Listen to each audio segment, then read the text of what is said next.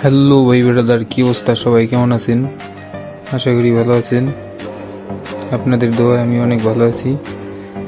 আজকে এক ভাইয়ের কাছে গেলাম কীভাবে বই তৈরি করে সেটা দেখতে।